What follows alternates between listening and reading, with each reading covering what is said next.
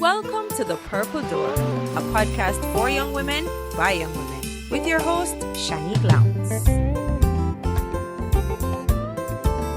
Each week, we deliver the best hard-hitting analysis of topical issues that affect young women and how they deal with them. Welcome, ladies. It's great to have you with us on The Purple Door today, and we're going to be discussing dress. What is it that as Christian women we should be wearing? The whole matter of modesty and how we should adorn ourselves and present ourselves. So I'd like us to start with the biblical model. And there's a particular text that is often pointed to when these discussions are had. It's found in 1 Peter 3, verses 3 and 4. That talks about women and how we should put ourselves together. And it says, whose adorning let it not be that outward adorning of plaiting the hair and of wearing of gold or of putting on of apparel, but let it be the hidden man of the heart, in that which is not corruptible, even the ornament of a meek and quiet spirit, which is in the sight of God of great price. Many people use this text to posit that as Christian women, we really are not supposed to be adorning ourselves in a way that makes us very visible and gaudy or attractive. Well, attractive is a very troublesome word right there, but you get the point. We're really not supposed to be drawing attention to ourselves, to our bodies, to our outward, but we're supposed to be trying to garner the spirit in being quiet and meek. And there's even another text that talks about us being shamefaced and carrying ourselves with sobriety. What really are the thoughts among us as young women as it regards these things? How do we feel about the idea that we really should be, very conservative in our dress? Sometimes it feels as if the whole idea of dressing conservatively has to mean long skirts, having a lot of clothes. Exactly. Yeah. We're being excessively dressed by article clothing. Mm-hmm. It's as if you're not allowed to just wear a nice looking top or a blouse, a nice skirt or pants. I notice you lowered your voice when you said pants. Or pants, because yes. Personally I'm a pants person. But it's sad to say that a lot of fashion as it is now doesn't give the impression that it can look conservative. Conservative is mostly a personal thing, really. True. How you view being conservative. Because somebody could look at being conservative as always wearing a sleeveless dress, as long as it's well put together, while somebody else may say a nice long sleeve or 3/4 sleeve top, knee-length skirt, or something to that effect. Conservative, personal, yes, but it could also be subjective. It can be, and I think that's where we get into a lot of trouble. Modesty is a watchword. It's a word that's used a lot when we have conversations about what women should wear, what women should look like, and ideas of modesty have to do with limited amount of trimmings and adornment and simple clothing. We talk about lengths of skirts and how much sleeve and height of necklines and all these things and the fit and the look. So it's a lot of things that are taken into consideration. But really, what are we wearing to church? What are women wearing to church these days? Speaking about that, what we have to really look on what we go to the store to buy. Okay. What do we go to the store to buy when we're thinking about going to church? That we have to think about. Nowadays, ladies going into store, they're buying tight dresses, body fitting dress, and that again comes with the heels that they wear. Okay. You're just looking for sexiness, for fit, the right fit for my body type. They're not looking for conservative or modesty. So I think when we are talking about modesty, we really have to look on what do we go to the store to buy. I like where you're going with that in terms of saying that we have to be careful what our objectives are when we choose our clothes. But I want to hear what Chanel has to say. Yeah, I was just making a note. We keep hearing the word modesty, but who dictates what is modest or what is not conservative, what is appropriate? Who dictates all of that? I think dress is really personal. It takes personal conviction to decide that. What most young people experience is that the approach of the church has always been to dictate that you're not looking ladylike, you're not dressing like a Adventist, you don't you're not representing the church or whatever the case may be. But we shouldn't force that onto people. It's more of personal conviction. Everybody, after doing research or whatever, you should feel personally convicted not to wear ripped jeans or short shorts and, that type of stuff. I agree. And Ellen White, who is heavily quoted and leaned on writer when it comes to these things, speaks about what we are to avoid and so on. But she also speaks to the fact that these issues, they are to be dealt with on a personal level. People are not supposed to be forced to act in a way outside of their personal conviction. But before we allow the conversation to lean too far to that part of it, I want us to establish what really is it that we are wearing to church, and what are some of the problems with some of what we have worn to church that we find. Like, I want us to share as ladies, what are some of the things you have worn to church? Articles of clothing, I want you to describe for me. What are some things you've worn to church events that you have been told are not modest? Like, straight up. There was this time I went to church, I don't remember when it was, I wore a skirt that, like, it had a split in the front of it, and, like, the split was up too far, but I tried to fix it down, and I was supposed to sing the day, and people were coming to me, can't wear the skirt up there, turn it around, put it at the back. And I was like, if I turn it around, it's going to still be the same thing. And I had to draw it way down, almost down here. So, and they're still coming at me. Then in the evening, everybody's telling me, I need to buy a skirt because you're not wearing proper skirt and this and that. And I'm just like... How did you feel? I felt like I lose my confidence, because when I was going to church, I thought I looked nice. And when I reached, everybody was like, this is not good for you. This is not good for you. You're a young girl. This and that. That's exactly why I say dressing is about personal conviction, because that could be a deterrent to her coming, that she felt not so confident coming to church after hearing everybody else's response. I know people as well that they want to come to church, but they're saying, like, I'm not going to come to church because men are ready to give up my pants, and them say church people can't wear pants, and church people must have natural hair and all that.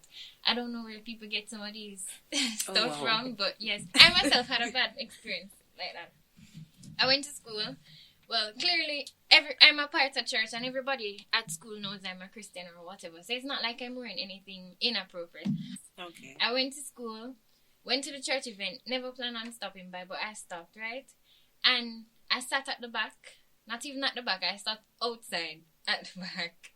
And afterwards, I was helping my friend pack away some stuff, and this lady approached me and she's like, you're not setting a good example for the visitors coming, So I said, why would you say that? No, I was ready to have a conversation. Oh, so I said, why would you say that? You can't wear pants. It just doesn't look Christian-like, and she was ready to get into it. But I was busy.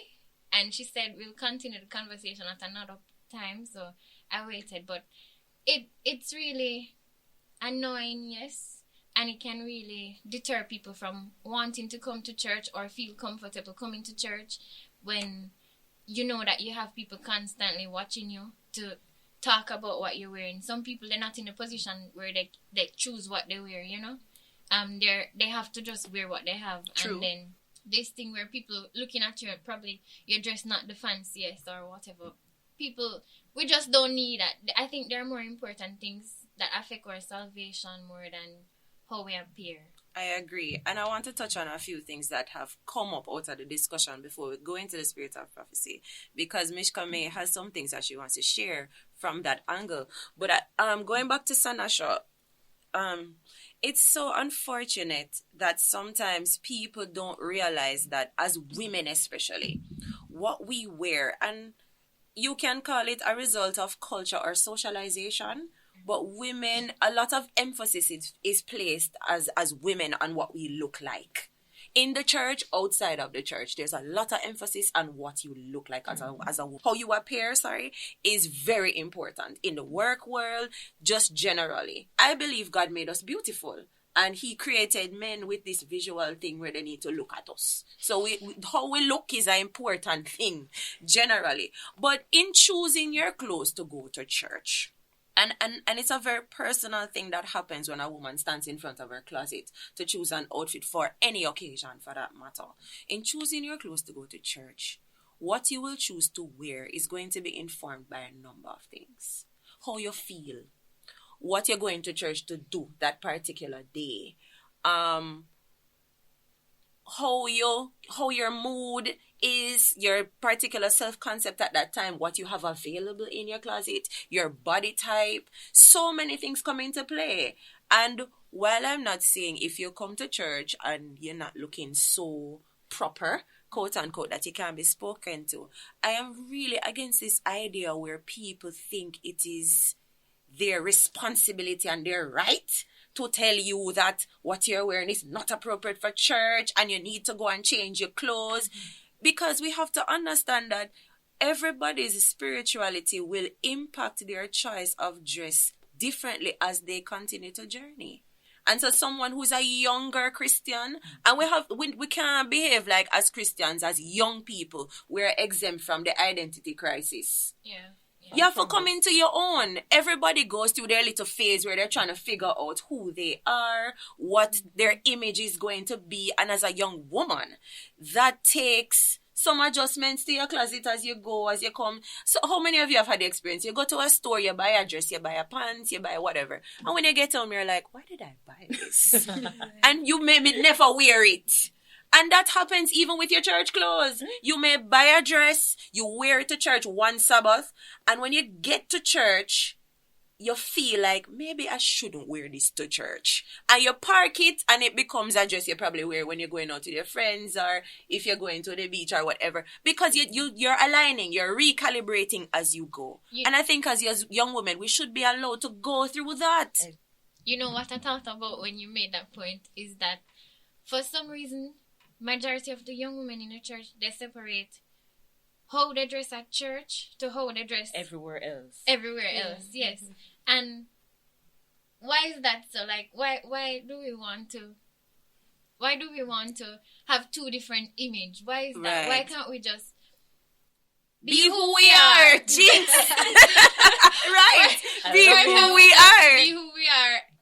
During the weekdays, all the time, and on the weekend at church. It's true, because here's the thing. While we know that different occasions will call for different clothes and different things, and formality and informality and all of that, we are sensible enough to know what is to be worn where. However, who you are as a Christian is more than your clothes. It's so much more than your clothes. And I think modesty is a matter of your demeanor, how you carry yourself, how you speak, the tone and pitch of your voice, how you respond when someone is unkind to you. Things like that, I think, speak so much more for you as a Christian woman than just what you have on. It also includes how you correct what you think is an error, because I'm listening to the experiences and I'm saying that could have ended completely different if the approach was different. True. Because I can imagine remind me of her name? Shanasha. She left home with a certain level of confidence because from what she saw, she looked good. Mm-hmm. She looked good. She left home feeling good. And when they were finished with her, ground zero. Yeah. I mean, it could have been a case where it could have been more delicately addressed. Yes. And saying, you look nice, but I don't quite think that height split is right for you. And to be honest, sometimes nobody needs to say anything. You see a young lady, she looks nice. Maybe the split is a little bit high, maybe the skirt is a little bit short, maybe the heel is a little bit too high, something not so right. But you see that she's well-intentioned in coming to church. Listen, we can't take for granted that young people are going to church, There's so many other things to do.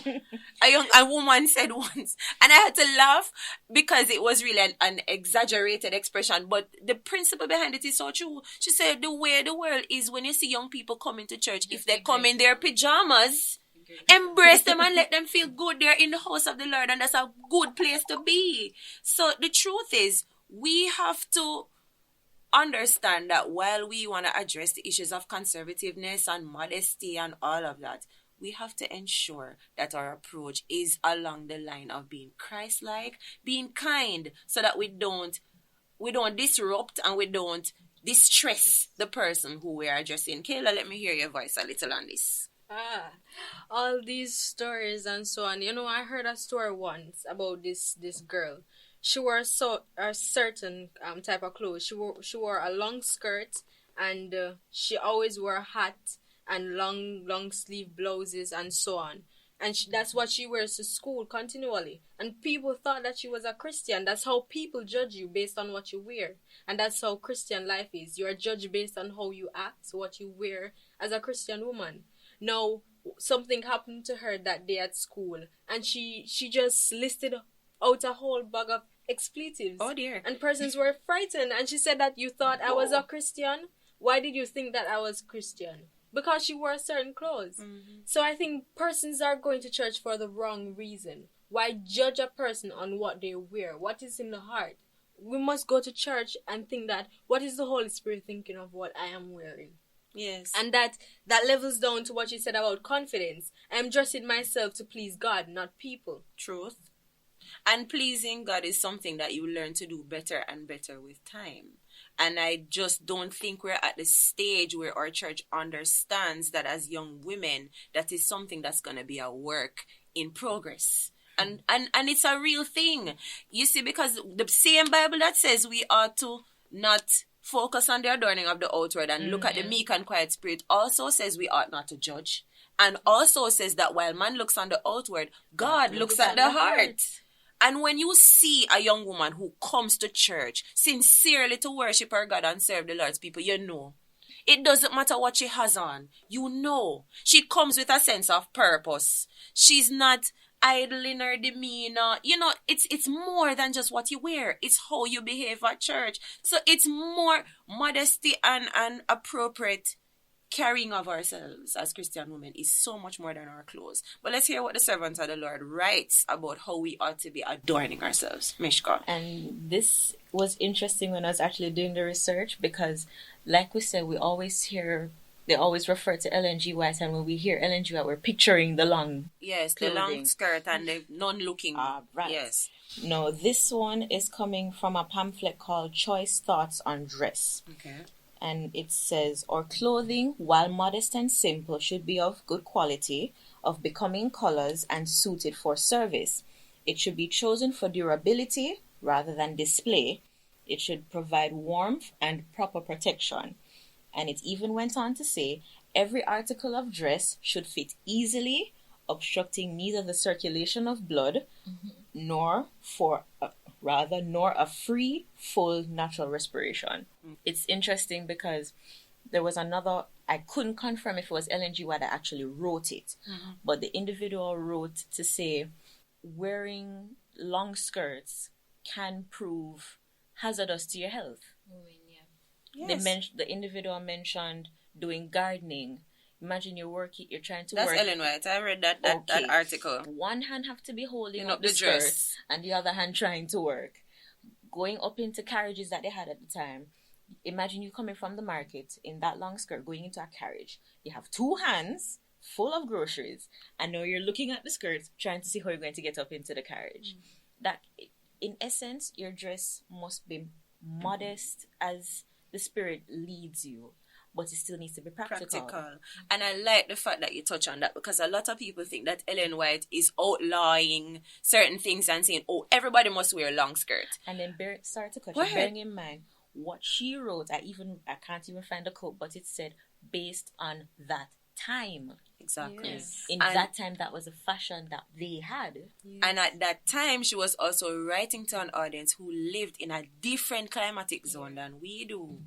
So we have to think about a number of things. The principle is, however, that your clothes should be more for covering and practicality than display. So really and truly, we should be wearing simple clothes. And some of the ideas that have crept into the church about what we ought to look like are actually incorrect by Ellen White standards. Because there are some people who think that a properly dressed woman for church is wearing a long sleeve lined suit and stockings and closed toe shoes and a nice and the flamboyant hat. And I'm thinking, in tropical Jamaica, that can be a little bit impractical on a hot summer day. You need a personal AC unit for that. And depending on what I'm going to church to do, a long skirt may not work for me. Because if I have to be going upstairs. Now, one of the issues I know happens, and as I said, going upstairs, this came to me.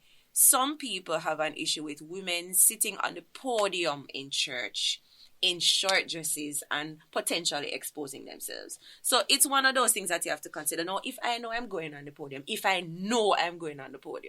I make an effort to wear something that when I sit, my knees are still covered, so I'm not exposed. However, I've also taken into consideration that not every woman will have that luxury. Exactly. Because one, she may not know she's going up there. Two, like me and other women, she may have exceptionally long legs, which do not match up to her small frame. So the average dress that will fit the average woman who happens to have long legs will find herself that something that fits her nicely when she's standing, maybe a little bit shorter when she's sitting. And so the issue is not what she have on, but how she chooses to sit. And there are practical ways to fix that. I've gone to churches where they have nice scarf-looking things that you drape over your knee when you're sitting there, so you're not exposed, and so on. But I think this idea where we outlaw and say nobody who is wearing this is not allowed on the podium, we're behaving in a way as if the church belongs to us, and that we allow, and I'm using the word allow, those who fit into what our ideas of modesty are to worship or to participate or lead out, and those who do not are to be put aside. And we have to remember it is God's church. But really and truly, I think there's no greater witness of what we are as Christians than people who are different, who look different, who dress differently, coming together to cooperate to worship God. Because if I wear nail polish and you don't wear nail polish, it doesn't mean that you are more important in God's sight than I am. Exactly. This is my struggle at this time, but I'm here to worship God. I think as women, we need to get to the place where we can accept each other and love each other in the midst of the differences that we may have in terms of modesty and what we may choose. Because the truth is, all of us are different. Physically and practically different, and in terms of our personality and spirituality, we are all different. But we worship a God who can deal with the differences. Oh, goodness. And if we could just look at the thing like that, I think we'd have less problems. Very true. A lot of times we try to do the Holy Spirit's work. I know it's been said before, but it keeps coming back to me, because I have a friend who is baptized an Adventist, but she still wears her jewelry. And I look at it and I said, hey, the Bible said to teach, baptize, never say convert. Well, there's that. I look at it and I said, here what? I'm happy you're an Adventist. Welcome to the family. Let the Holy Spirit do the rest of the work on you. Exactly. Just leave yourself open. Because I always say, whatever decisions you decide to make and it's for the better, it must have been some conviction from the Holy Spirit. It couldn't have just been you get up one morning, you know what, I'm going to stop wearing nail polish. Right. Something must have happened that opened your eyes to it, that said, you know what, I need to make this decision. I'm not going to wear these tight-fitting dresses with the cleavage in front. All right, fine, I have the dress, I can't throw it out yet. Let me see if I can get a brooch or a pin to pin the front. Those are the kind of practical, I don't think some people understand the train of thought that goes into these things for women, especially young women.